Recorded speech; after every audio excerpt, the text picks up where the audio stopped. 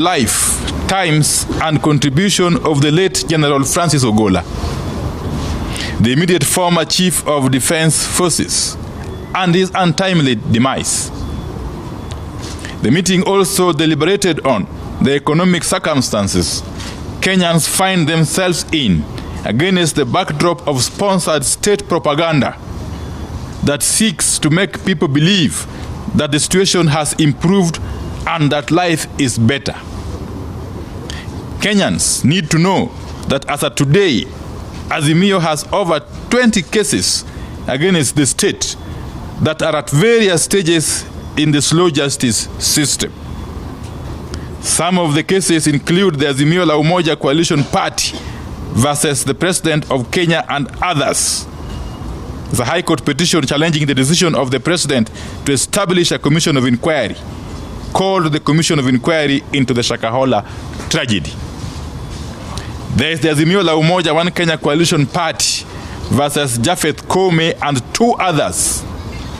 It's a High Court petition seeking for the doctrine and principles of command responsibility to be declared applicable and applied to the members of the National Police Service in the process of the discharge of their duties.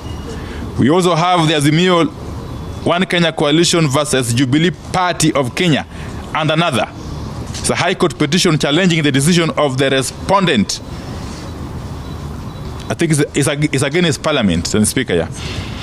It's a petition challenging the decision of the respondent in recognizing the interested party, which is Jubilee, while it is still part and parcel of the petitioner's coalition. That's Azimio. There's also the National Assembly and another versus Okia Omtata and others. This is a Court of Appeal matter challenging the housing levy. The matter is set for hearing, and the date is yet to be issued by the court.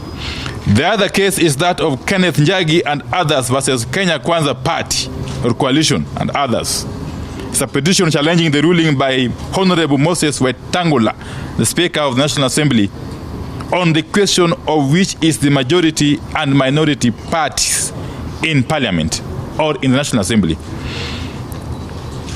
There is the Guyo Ali Guracha and others versus Hono Abdi Guyo and others.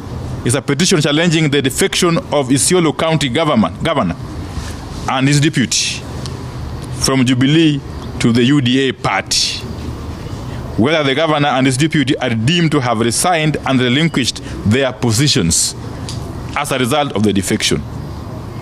Finally, we have got Jeremiah Kioni versus the Office of the Registrar of Political Parties and the Jubilee Party and 14 others. It's an appeal from the majority decision of the PPDT, in which PPDT complaint,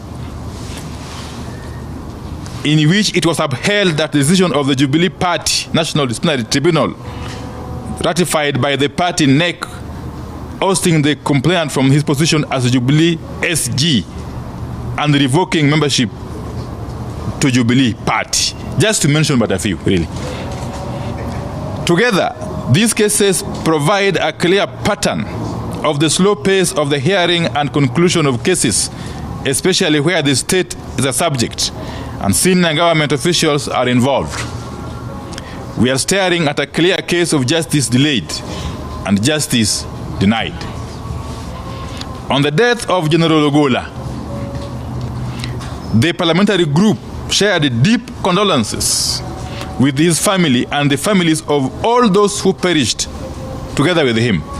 The PG called for a judicial inquest into the accident and death as opposed to mere investigation led by the military that is close to civilians.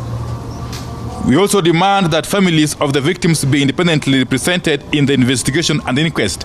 I must hasten to add that we have authorized Honorable Anthony Oluoch and Senator Enoch Wamboa to lead a process of establishing a parliamentary inquiry, a joint parliamentary inquiry involving both the Senate and the National Assembly into the unfortunate death of General Ogolla.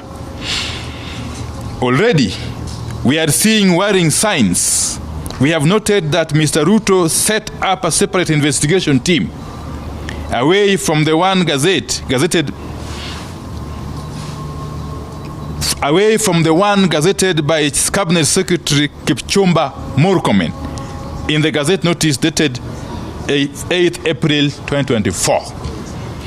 On the economic circumstances, the PG takes the position that life remains unbearable for a greater majority of Kenyans. Contrary to state-sponsored propaganda, the cost of goods has come down. Kenyans are still struggling to put food on the table, pay school fees, access health care, pay house rent, and even bus fare. Kenyans are indeed worse off today than they were at this time last year and the year before. The PG therefore calls on the government to embark on steps that will drastically lower the cost of basic goods. Kenya Kwanza promised that unga would come down to Kenya shillings 100 or less per kilogram. Immediately the regime assumed power. We need that promise fulfilled. On nearly all these issues, the meeting came to the sad conclusion that as a country, we are dealing with an unprecedented case of corruption in government and state capture by people in and out of government.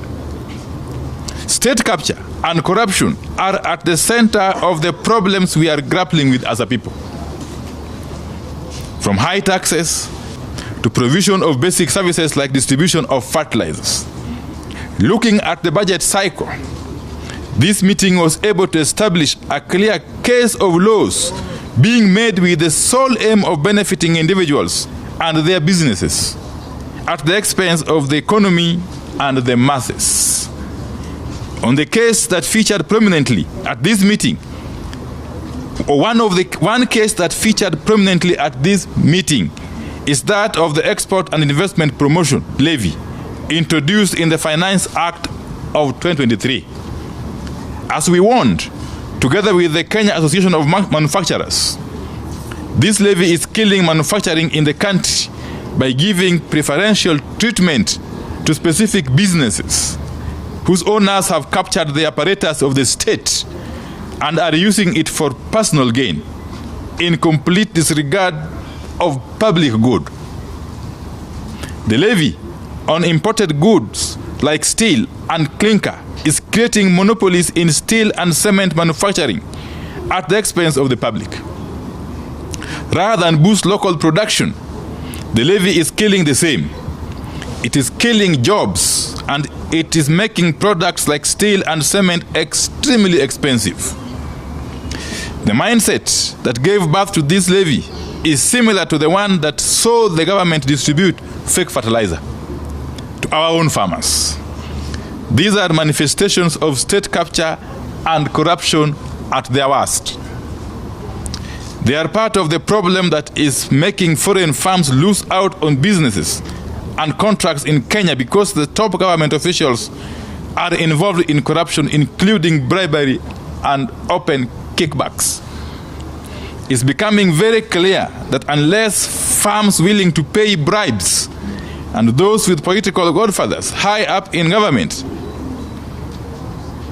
it is becoming very clear that only firms willing to pay bribes and those with political godfathers high up in government will remain and thrive in Kenya, while others close shop or relocate to neighboring countries.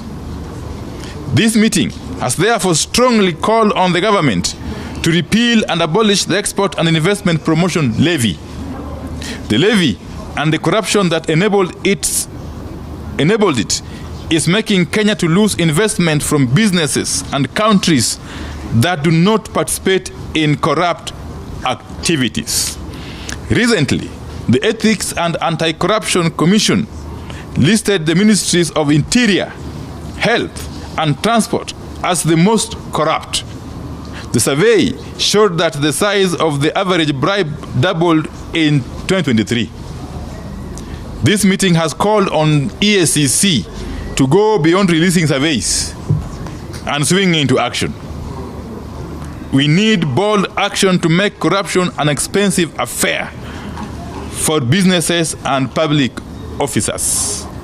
The meeting concluded that the case of fake fertilizer being distributed to farmers by none other than the government of Kenya is an ideal place to begin showcasing our commitment to fighting runaway corruption and state capture as a country.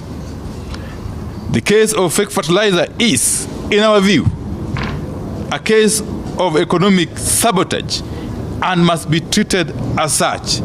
In other words, heads must roll. This is the end of the statement. Yes. Thank you very much. Thank you very much, honorable ladies and gentlemen. Yeah. I think we can adjourn now. Yes. Honorable members. Yes. We're trying to lead us to you. Sorry.